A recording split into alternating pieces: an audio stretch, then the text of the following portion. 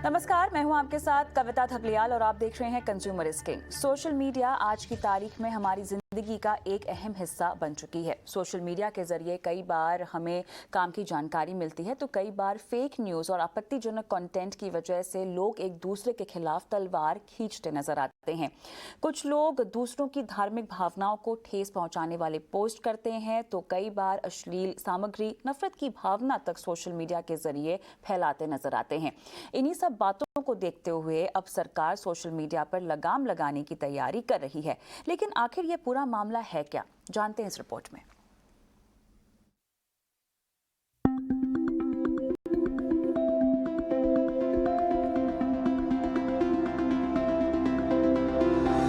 सरकार social media पर नकेल कसने की तैयारी कर रही है। केंद्रीय सूचना एवं प्रौद्योगिकी मंत्री अश्विनी वैष्णव ने मंगलवार को कहा कि सरकार सोशल मीडिया को उसके कंटेंट के लिए जवाबदेह बनाएगी। वैष्णव ने कहा कि सोशल मीडिया की जवाबदेही एक ग्लोबल मुद्दा है। इसके लिए पहले सेल्फ रेगुलेशन और फिर इंडस्ट्री रेगुलेशन की जरूरत है। इसके बाद सरकार की तरफ से जारी किए जाने वाला रेगुलेशन आता है। आईटी मंत्री का कहना है कि मोबाइल फोन और सोशल मीडिया प्लेटफॉर्म आम आदमी की जिंदगी में शक्तिशाली क्रांतिकारी बदलाव किए हैं, लेकिन इस बदलाव के साथ जिम्मेदारियां भी जुड़ी हुई हैं। उन्होंने कहा कि सोशल मीडिया और डिजिटल दुनिया को फिलहाल ज्यादा जवाबदेह बनाने की जरूरत है। सोशल मीडिया को अकाउंटेबल करना जरूरी है। कैसे अकाउंटेबल करें? सबसे पहले सेल्फ रेगुलेशन। किस तरह से खुद ही कुछ ऐसे कंटेंट जिन कंटेंट से सोसाइटी में एक हार्मफुल इम्पैक्ट आता है उसको खुद ही दूर करें। फिर इंडस्ट्री रेगुलेशन, फिर गवर्नमेंट रेगुलेशन। तो हर तरह का एक ऐसा इकोसिस्टम, ऐसा थॉट प्रोसेस अभी बन रहा है दुनिया में सब जगह और देश में भी अपने यहाँ भी, कि social media should be accountable.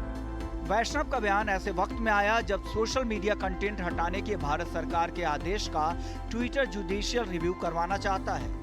Twitter का कहना है कि भारतीय अधिकारी अपने शक्ति का दुरुपयोग कर रहे हैं।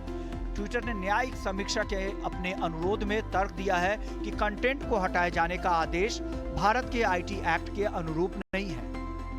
इस पर वैष्णव ने कहा, चाहे वो कोई भी कंपनी हो या कोई खास सेक्टर, उन्हें भारत सरकार के कानूनों का पालन करना होगा। सभी की जिम्मेदारी है कि वो संसद द्वारा पारित कानूनों का पालन करें। वैष्णव के अलावा इलेक्ट्रॉनिक्स एवं इंफॉर्मेशन मिनिस्टर राजीव चंद्रशेखर ने कहा है कि भारत में काम कर रहे सभी इंटरनेट इंटरमीडियरीज और प्लेटफॉर्म्स को देश के नियमों और कानून को मानना होगा। चर्चा ये भी है कि सरकार जल्द ही नियमों में बदलाव कर इस सोशल मीडिया प्लेटफॉर्म्स की मनमानी पर लगाम लगाएगी और आने वाला वक्त फ्रीडम ऑफ स्पीच के नाम पर कुछ भी लिख देने वालों के लिए मुश्किल भरा साबित होगा। ईटी नाउ स्वदेश। तो सोशल मीडिया पर लगाम लगेगी कहना आसान है, लेकिन देखने वाली बात होगी कि क्या सरकार ट्विटर, फेसबुक को रेगुलेट करने में सक्षम होगी। सरकार सोशल मीडिया के लिए नियम कब तक बना पाएगी? कानून का पालन ना करने पर इन प्लेटफॉर्म्स के लिए क्या किसी तरह की सजा का प्रावधान होगा? इन सभी सवालों के जवाब देने के लिए हमारे साथ खास मेहमान जुड़ गए हैं। Abhishek Malhotra, managing partner TMT law practices, Anoop Mishra, social media strategist, Pavan Duggal, cyber expert. आप सभी का स्वागत है। पवन जी, आपके पास आऊंगी सबसे पहले सवाल को लेकर। देखिए, ये जो पूरा मुद्दा है जहां पर सरकार ने ट्विटर को कहा था कि वो जो भी बातें हुई हैं पास्ट में उन पर एक्शन ले, बहुत ज़रूरी है इस पूरे मुद्दे को समझना। इसीलिए भी क्योंकि ट्विटर को जो कार्रवाई करने को कहा गया था में बहुत सारी चीज़ें एंटी नेशनल थी। ट्विटर ने नक्शे में लद्दाख को चीन का हिस्सा दिखाया था। ट्विटर को सरकार ने कहा कि खालिस्तानी समर्थकों के अकाउंट्स पर आपको कार्रवाई करनी चाहिए। B1617 जो कोरोना का वेरिएंट था उसको ट्विटर ने भारत का वेरिएंट बताया और सोशल मीडिया पर उसको दिखाया। इतना ही नहीं, किसान आंदोलन के दौरान जो अफवाहों का बाजार गर्म था, इसके लिए भी सरकार ने ट्विटर को एक्शन लेने के लिए कहा और इन सभी के लिए डेडलाइन दी गई, जिस पर ट्विटर ने उल्टा कार्रवाई करके ये कह दिया कि ये तो अभिव्यक्ति की आज़ादी के खिलाफ है। ये कितना सही स्टैंड है? देखिए, कहीं ना कहीं कंफ्यूजन हो रही है थॉट प्रोसेस को लेकर। ट्विटर को लगता है कि उसका जो हनीमून पीरियड चल रहा था वो सदैव चलेगा। बात तो सही है, एक बार शादी होती है, हनीमून कुछ देर के लिए चलता है लेकिन आजीवन नहीं चलता। लेकिन ये जो इंटरमीडियरीज का हनीमून था, पिछले दशक से ज्यादा चल रहा था भारत हो। किस लिहाज और से कह जहां रहे पर हैं ये पवन जी, जरा जितने समझाइएगा। देखिए, भारतीय आईटी एक्ट के तहत ये जितने भी सर्विस प्रोवाइडर्स हैं, ट्विटर है, फेसबुक है, इंस्टाग्राम है, ये इंटरमीडियरी की परिभाषा में आते हैं। एक बार ये जब इंटरमीडियरी हो जाए, सेक्शन 79 आईटी एक्ट कहता है कि वो अपनी ड्यू डिलिजेंस करेंगे जब वो अपनी ऑब्लिगेशंस का या ड्यूटियों का निर्वाह करेंगे। अब ड्यू डिलिजेंस के कई सारे पैरामीटर्स भारत ने पहले आईटी रूल्स 2011 में परिभाषित किए और फिर 2021 में भारत लेकर आ गया आईटी रूल्स 2021। अब शुरू से ट्विटर का मानना है कि वो शायद कानून के ऊपर है, इसलिए वो कानून का पालन नहीं करना चाहता है। वो भारत में आना तो चाहता है, भारत की मार्केट की मलाई तो खाना चाहता है, लेकिन भारतीय कानून का पालन नहीं करना चाहता। इसलिए उसने एक बार तो आईटी रूल्स का पालन नहीं किया और उसके बरखिलाफ 4 एफआईआर दर्ज हो गए। अब जब उसको सरकार दिशा निर्देश दे रही है कि आप ये कदम उठाइए भारतीय आईटी एक्ट के तहत, वो कोई ना कोई ग्राउंड लेकर अदालत के दरवाजे खटखटा रहा है। देखिए, अदालत का रिकोर्स आपके पास लीगली वैलिड है और वो इस दिशा में जा सकते हैं, लेकिन सवाल उठता है, अदालत भी तो आपसे पूछेगी, आप इंटरमीडियरी हैं, आप बताइए आपने क्या कदम उठाए ताकि आपके जो प्लेटफॉर्म पर कोहराम मच रहा है, जो गदर मच रहा है, उसको रोकथाम करने में आपने क्या काम किया। देखिए, सिर्फ हम कहें कि हम अदालत चले जाएं, हम स्टे ले लें, हम कई साल तक अपना स्टेटस को कंटिन्यू रहें, ये बहुत देर तक चलने वाली स्ट्रैटेजीज नहीं है। कहीं ना कहीं, चाहे वो ट्विटर हो या कोई और कंपनी हो, उन्हें समझना होगा कि अगर उन्होंने भारत की मार्केट का फायदा उठाना है तो भारतीय कानून का पालन करना पड़ेगा। हाँ, जुडिशियल रिव्यू भारतीय संविधान का एक बेसिक सिद्धांत है और हर अदालत को पावर है कि वो सरकार के जो भी दिशा निर्देश हैं उसको एग्जामिन करें और उसके बाद पाएं कि क्या वो कानून के दायरे में है या नहीं। लेकिन आप सरकार के अगर हर फैसले को कहेंगे कि साहब ये हर फैसला गलत है, हर फैसला कानून के बाहर है, तब कहीं ना कहीं लग रहा है कि एक कंपनी, एक विदेशी कंपनी, एक स्वतंत्र सॉवरन राष्ट्र की सॉवरन गवर्नमेंट को कह रही है कि साहब आप कैसे अपने सॉवरन ड्यूटीज का निर्वाह करेंगे, हम आपको बताएंगे। ये कहीं ना कहीं एक गलत मैसेज जा रहा है और जितनी जल्दी भारत अपने वर्तमान आईटी एक्ट और आईटी रूल्स के प्रावधानों का इफेक्टिव इम्प्लीमेंटेशन करे, इन्फोर्समेंट करे, अच्छा है। ऑलरेडी आईटी रूल्स 2021 ने इन इंटरमीडियरीज की क्रिमिनल लायबिलिटी इन्वोक कर दी है। रूल 7 आईटी रूल्स 2021 स्पष्ट तौर पर कहता है कि अगर ये सर्विस प्रोवाइडर्स आईटी रूल्स 2021 के प्रावधानों का पालन नहीं करेंगे, जो कानून ने उन्हें सुरक्षा कवच प्रदान कर रखा है, statutory exemption from legal liability का, वो उनसे छीन लिया जाएगा। और सबसे महत्वपूर्ण बात, उन लोगों के विरुद्ध, उन कंपनियों के विरुद्ध फौजदारी कार्रवाई की जाएगी भारतीय दंड संहिता और भारत के सूचना प्रौद्योगिकी कानून के तहत। अब सवाल है कि क्या पॉलिटिकल विल है कि इतना आप ठोस कदम उठाना चाहेंगे, या क्या आप चाहेंगे कि जो आईटी रूल्स 2021 बनकर आए हैं वो केवल कागजी घोड़े बनकर रह जाएं। तो बहुत इंटरेस्टिंग मामला है। जहां तक तो मामला कोर्ट के सामने है, वो मैटर सब जुडिस है, हम उसके बारे में कोई टिप्पणी नहीं करेंगे। लेकिन सरकार के पास जो भी काम किए जा रहे हैं वो कानून के अधीन किए जा रहे हैं। अदालत देखेगी कि वो कानून के बाहर गए हैं या नहीं गए, लेकिन ट्विटर का भी दायित्व बनता है कि जो बेसिक ऑब्लिगेशंस उसको लॉ के अंदर करनी है उसको तो एटलीस्ट फॉलो करे। जहां उसे लगता है वो बहुत ज्यादा अग्रीव है, वहां जाके अदालत से स्टे लेकर आ जाए। लेकिन ये कहे कि साहब हम आपके कानून का पालन भी नहीं करेंगे, हम अदालत भी जाएंगे और हम अपनी मनमर्जी करेंगे, शायद ये जो थॉट प्रोसेस है इसको कहीं ना कहीं त्यागना पड़ेगा, इसको गुड बाय करना पड़ेगा। इसी के साथ साथ आप जो है फ्रीडम ऑफ स्पीच के खिलाफ होने की चादर भी एक ओढ़ लेते हैं। तो अभिषेक जी, ये कितना सही है? कहीं ना कहीं क्या आपको लगता नहीं है कि ट्विटर आईटी नियमों को मानने में टालमटोल यहाँ पे कर रहा है? फ्रीडम ऑफ स्पीच के खिलाफ ये तमाम आईटी रूल्स हैं, ये चादर ओढ़ रखी है, लेकिन जो भी मुद्दे हैं जिसके खिलाफ सरकार ने कहा है ट्विटर को कार्रवाई करने के लिए, वो क्या आपको वाकई लगता है फ्रीडम ऑफ स्पीच के खिलाफ है?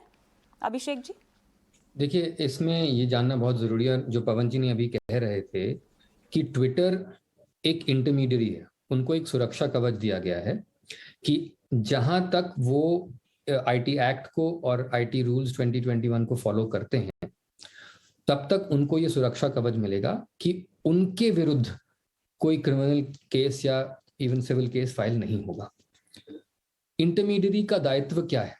इंटरमीडियरी बेसिकली एक पाइप है जिसके जरिए से इंफॉर्मेशन इंटरनेट पे एक जगह से दूसरी जगह पास होती है। तो उस इंटरमीडियरी का दायित्व, अपार्ट फ्रॉम जो ड्यू डिलिजेंस की बात कही थी पवन जी ने, ड्यू डिलिजेंस के तौर पर उनको टर्म्स एंड कंडीशंस अपने रखने पड़ेंगे कि आप इसमें किसी की आईपी का इन्फ्रिंजमेंट नहीं कर सकते, आप हेट स्पीच लिख सकते, आप एक्स वाई एंड जेड, उनमें terms and condition set out हैं रूल 3 में कि आप ये चीजें नहीं कर सकते। टर्म्स एंड कंडीशन में सेट आउट होना चाहिए उनके ट्विटर और फेसबुक इन सब इंटरमीडियरीज के। उसके अलावा जैसे ही किसी ने कंप्लेंट करी आपको ट्विटर को कि ये जो पोस्ट है ये इन्फ्रिंजिंग है या फिर ये हेट स्पीच है या फिर ये एंटी नेशनल है, तो आपको बिना किसी उस चीज का क्वेश्चन करे, आप गवर्नमेंट को फिर वापस क्वेश्चन नहीं कर सकते कि आपने ये कैसे कह दिया कि ये एंटी नेशनल है या फिर ये हेट स्पीच है एक्सेट्रा। उनको उस पर एक्शन लेके उसको ब्लॉक करना पड़ेगा। फिर वो उस इंसान या उस कंपनी के ऊपर है जिसने वो पोस्ट डाला है कि वो जाके चैलेंज करे ना करे। तो freedom of speech and expression का जो प्रश्न आपने रखा है, वो freedom of speech and expression उस इंसान का है या उस कंपनी का है जो कि वो ट्वीट करते हैं, जो ट्वीट डालते हैं। ट्विटर का कोई उसमें रोल नहीं है फ्रीडम ऑफ स्पीच एक्सप्रेशन का। Twitter in fact citizen of India नहीं है। आर्टिकल 19(1)(a) जिसके under freedom of speech and expression हम सिटीजन्स को, इंडियन सिटीजन्स को दिया जाता है, वो ट्विटर एक्सरसाइज नहीं कर सकता है। वो एक नेचुरल पर्सन ही एक्सरसाइज कर सकता है। तो आज ट्विटर इस स्थिति में नहीं है कि वो इस चीज को चैलेंज करे इस बेसिस पे कि ये वायलेशन है freedom of speech and expression का। दूसरी बात ये कि ट्विटर ने इस केस में उस प्रोविजन को चैलेंज नहीं किया जिसके तहत ये ऑर्डर पास हुए हैं। उसने उस ऑर्डर को चैलेंज किया है जिसके अंडर उनको बोला गया है कि ये 40 या 39 या 40 URLs को ब्लॉक करा जाए, और ट्विटर को लगता है कि उनको नहीं ब्लॉक करना चाहिए। तो ये question freedom of speech and expression का नहीं है। ये क्वेश्चन, ये प्रश्न, जैसे पवन जी ने कहा, एग्जैक्टली इस चीज का है कि आप जिस कानून के तहत आपको एक सुरक्षा कवच मिला हुआ है उसके तहत आप चल रहे हैं या उसको आप वायलेट कर रहे हैं। तो मेरे हिसाब से freedom of speech and expression का एक तरह का बोगी है जिसको वो यूज कर रहे हैं इसको करने के लिए। बिल्कुल। अनूप जी, आप क्या कहेंगे इस पूरे मामले पर? ट्विटर किस तरह से खेल खेल रहा है? देखिए, ट्विटर का ये कोई पहला ऐसा खेल नहीं है जो इंडिया में खेल रहा है। अगर हम series by series, event bye event अगर जाएंगे तो उसने 2013 में भी इस तरह के केसेस फ्रांस में मिले, जहां पर उसके ऊपर अदालतों ने जो है जुर्माना भी लगाया और रिस्पॉन्ड ना करने की कंडीशन पे उसको पर डे $1500 के आसपास का पेनल्टी भी लग रहा था। उसके बाद से फ्रांस के बाद से रशिया है, ईरान है, उसके बाद से बहुत सारे ऐसी कंट्री जहां पर चाइना भी है जो इस तरह के एप्लीकेशंस को लेकर के ट्विटर के सामने आते गए हैं। वहाँ की अदालतों ने ट्विटर पे क्वेश्चन मार्क किए हैं, वहाँ की गवर्नमेंट्स ने क्वेश्चन मार्क किए हैं, और ट्विटर हमेशा इस तरह के सेफर साइड स्केप्स को लेकर के बड़ा संजीदा रहता है और वो इस तरह से मामलों को जाने की कोशिश करता है और ना कि उस पर एक स्ट्रेट फॉरवर्ड एक्शन लेने की।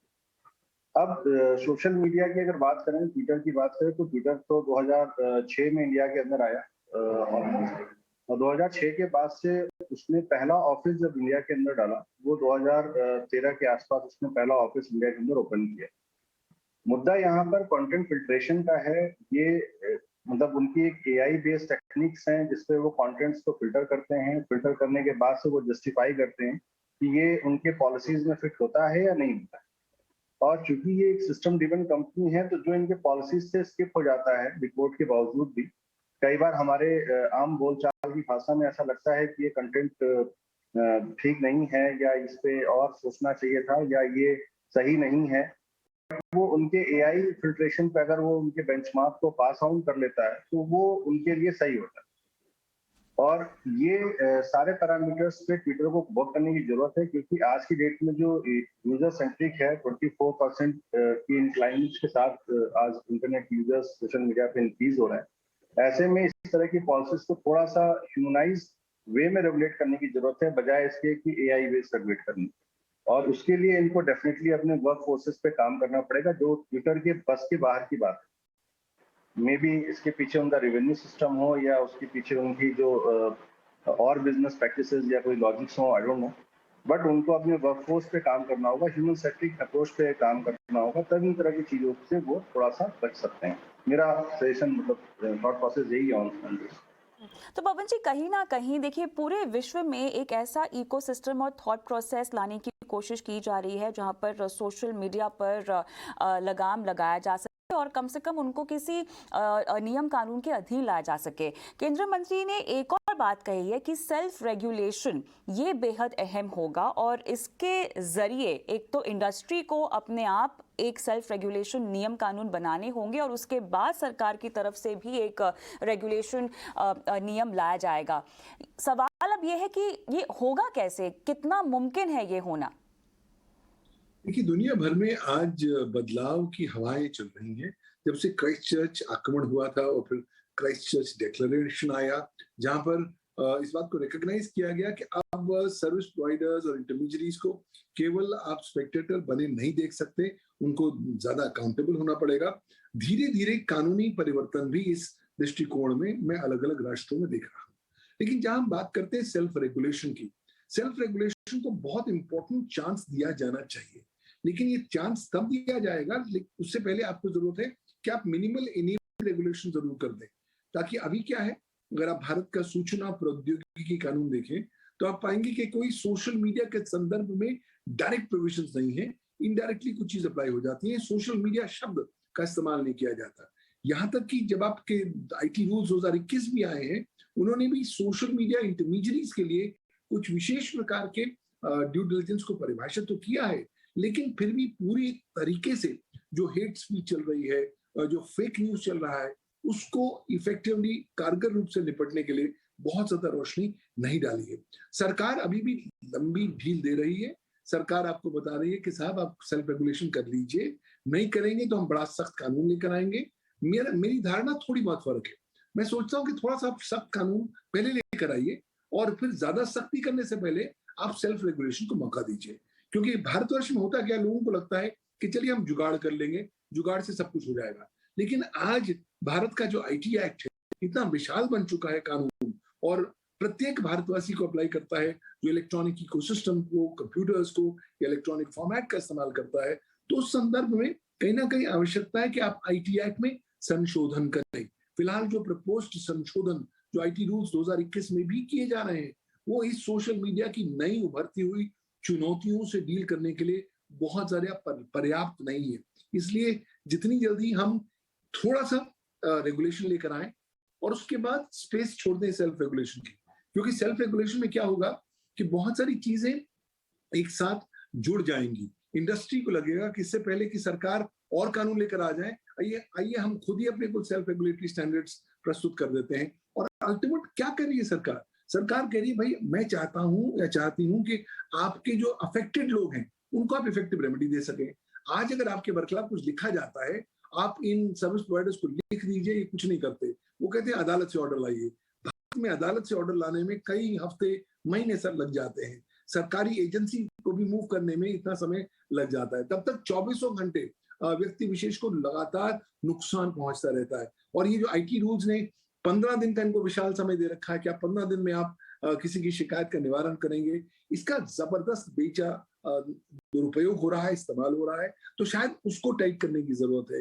ज्यादा आपको इफेक्टिव रेमेडी जब आप प्रदान करेंगे अफेक्टेड पर्संस को, तब कहीं ना कहीं आप उपभोक्ताओं को ज्यादा एम्पावर करेंगे। हम चाहते हैं कि लिटिगेशन कम हो, हम चाहते हैं कि कम से कम जो मामले हैं अदालतों के सामने जाएं, और अगर इस सेल्फ रेगुलेटरी मैकेनिज्म के माध्यम से सॉल्व हो पाए तो मुझे लगता है ये विन विन सिचुएशन होगी, ना केवल सर्विस प्रोवाइडर्स के लिए बल्कि उपभोक्ताओं के लिए और अल्टीमेटली सरकार के लिए भी। क्योंकि सरकार नहीं चाहती कि आपके सेक्टर में आके मैं ओवर रेगुलेट करूं, क्योंकि जब भी सरकार ने ओवर रेगुलेट किया है वो ओवरकिल का एक उदाहरण सा बन जाता है। और ये ऐसा इकोसिस्टम है जहां पर मिनिमम रेगुलेशन चाहिए, ज्यादा सेल्फ रेगुलेशन चाहिए, और फिर उस सेल्फ रेगुलेशन को ज्यादा इन्फोर्स करने की आवश्यकता है। आने वाले समय में क्या होगा वो समय बताएगा, लेकिन हाँ फिलहाल एक सही दिशा में एक सही कदम लेने का प्रयास किया जा रहा है।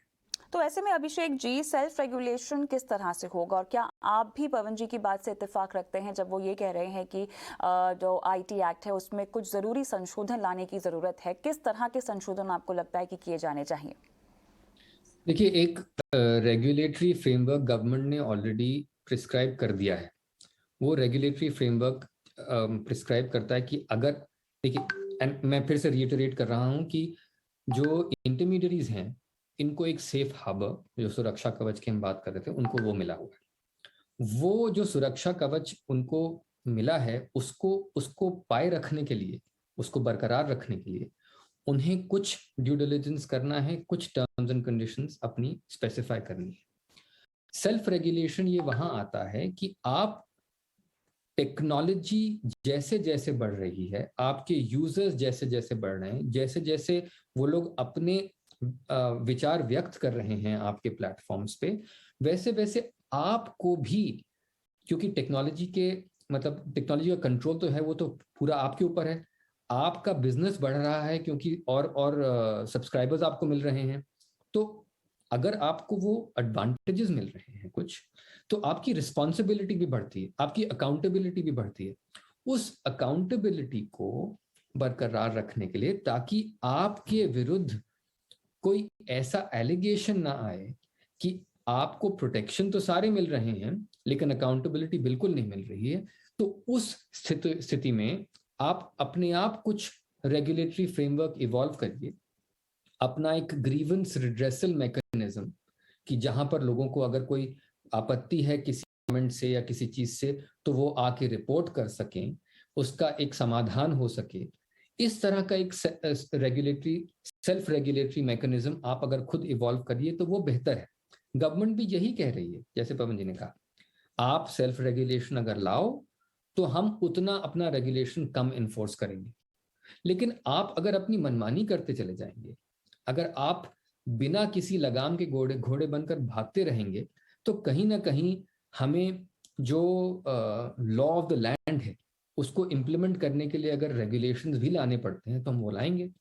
तो आप उस हद तक, उस सिचुएशन तक क्यों खींचे गवर्नमेंट को, ताकि वो उस पर मजबूर हो जाएं कि उनको फिर वो एक्सट्रीम एक स्टेप, एक एक्सट्रीम एक्शन लेना पड़े।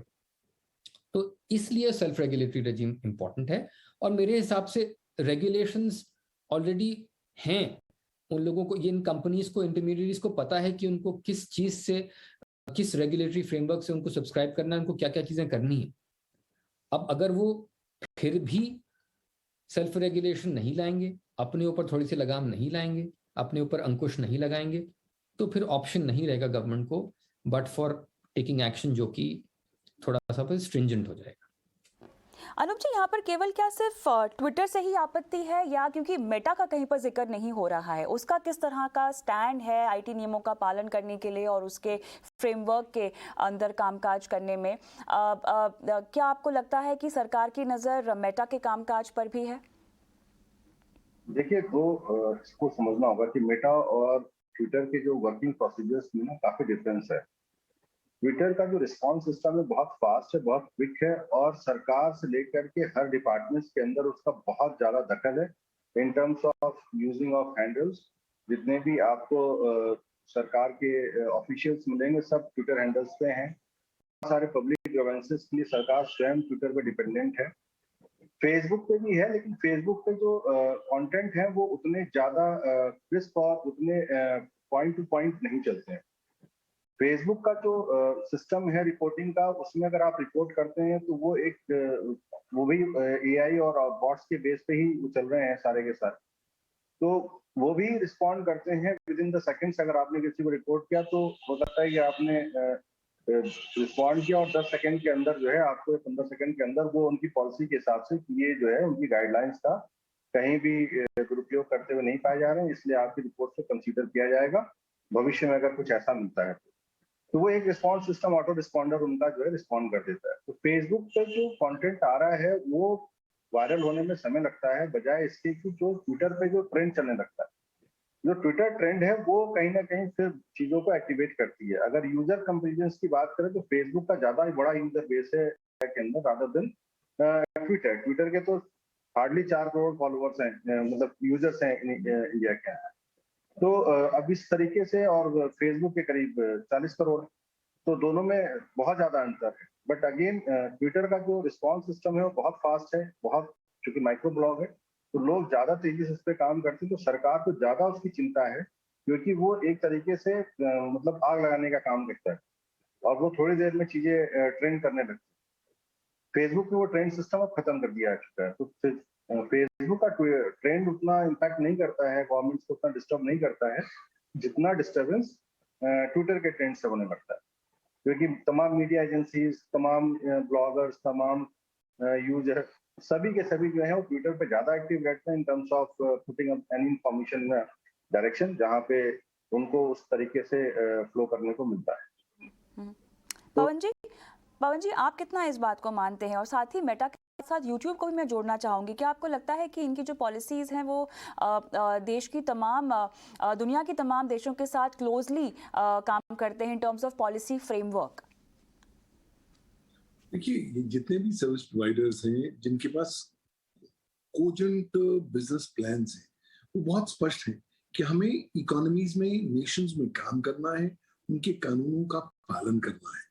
यही कारणवश है जब आप मेटा के टर्म्स देखते हैं तो भारत में टर्म्स अलग हैं और यूरोपियन यूनियन में अलग है, क्योंकि वहाँ एक स्पेसिफिक नया कानून है, यूरोपियन डेटा प्रोटेक्शन रेगुलेशन या GDPR, जो उन्हें विवश करता है कि किस तरीके से वो पर्सनल डेटा के साथ डील, हैंडल या प्रोसेस करने वाले हैं।